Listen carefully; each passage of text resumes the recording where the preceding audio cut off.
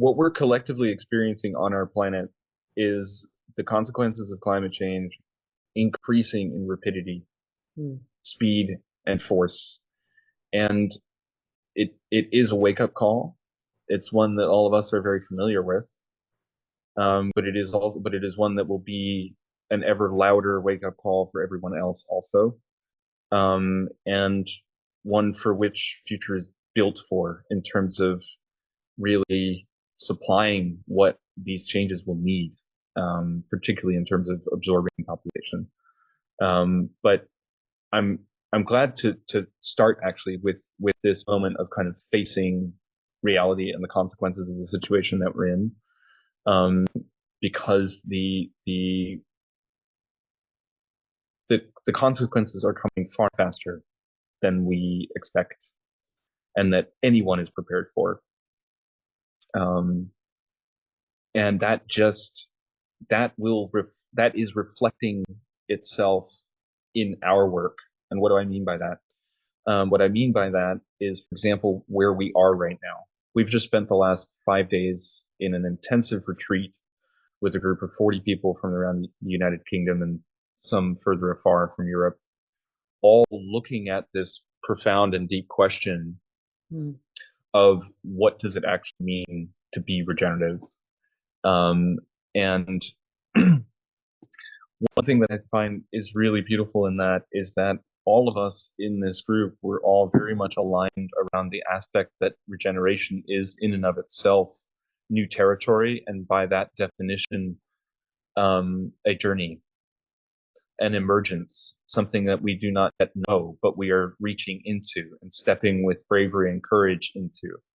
And all of us here sitting at this imaginary table are doing that. And what I meant by seeing that reflected in our work, I was seeing that reflected in everyone sitting here with us, in their passion, in their resolve, in their clarity, and in their superpowers kind of unfolding at the same rapid rate that this crisis is unfolding.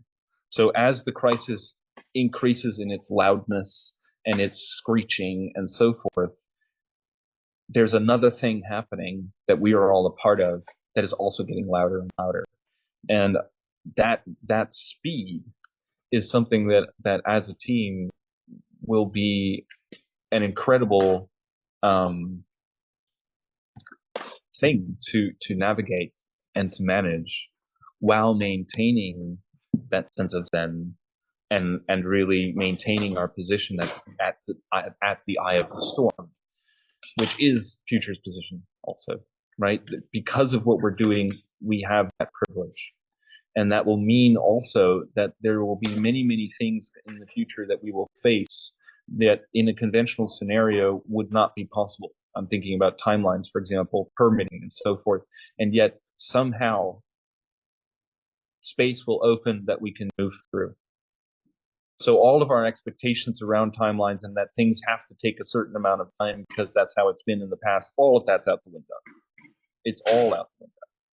And that's why I'm so glad we started with just like this kind of spontaneous confrontation with where are we, because that really makes it clear how out the window it all is.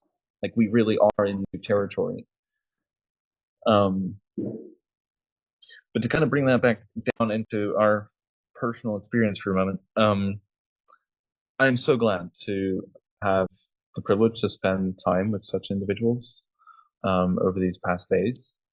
And it was deeply exciting and inspiring to meet 40 people that are all like us, all really deeply impassioned in creating this new world, and an incredible resource in terms of future assistants as well as potential teammates. And literally, we were a little delayed getting onto this call because we were having a phenomenal conversation with someone that we would love to see join the team. So this has been a deeply fruitful, productive, and inspiring and galvanizing event for us, and also that is like where we are is in that space of that constant exploration around this question of regeneration. and why it's so important that that future comprises these elements of more stationary as well as a more of a weaving in the world.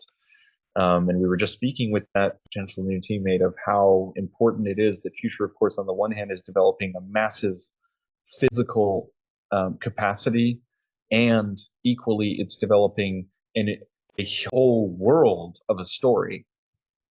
And that story is global. It is the story of every eco-village that's ever been founded and all the struggles that they've faced in terms of holding a community together, and how you devise, how do you deal with conflict, and how you facilitate community, and how you build things, and how you don't do this, and so on and so forth.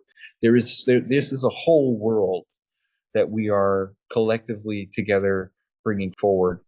And it's beautiful to know that we have access to a whole pool of extraordinary people who, just by the nature of their character and because of their empathy and how much they care for our planet, have done the work personally and externally to be in a position to really be of assistance. For example, I had a wonderful conversation over these past days with a man named Alex, who works in climate risk management, and how the data side of that, and working with insurance companies and how they can actually manage climate risk, and collecting the data and actually verifying and so forth.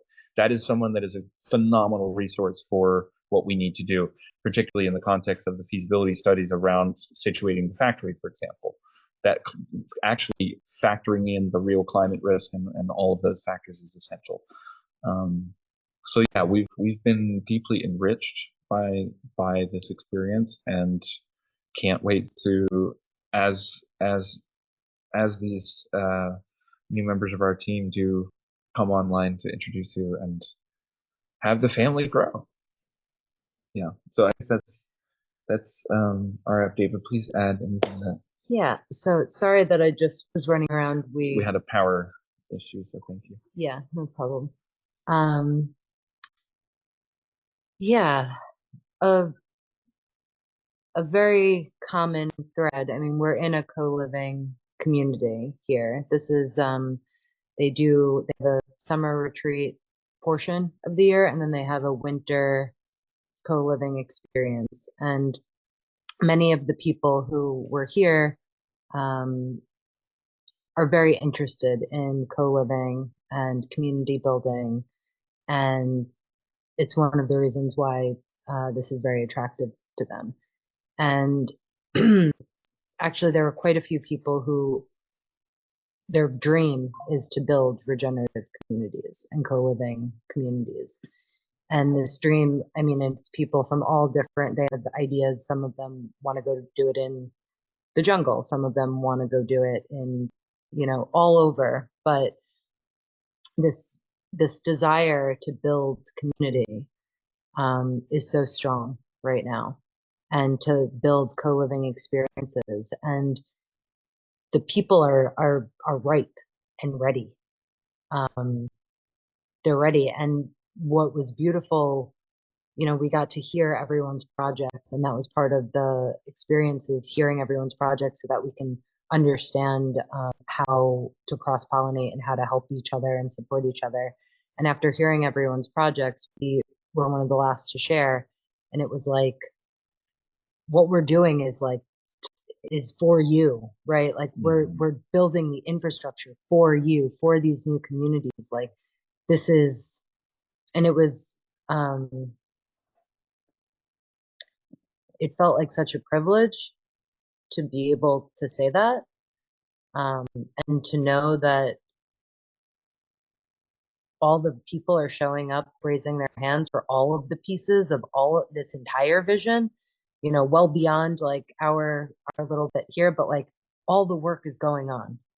Yeah. Like when the structures are built, like they will be held by the right people will have been forged and ready to take on these experiences and opportunities. And it just felt like, wow, everyone's doing their work.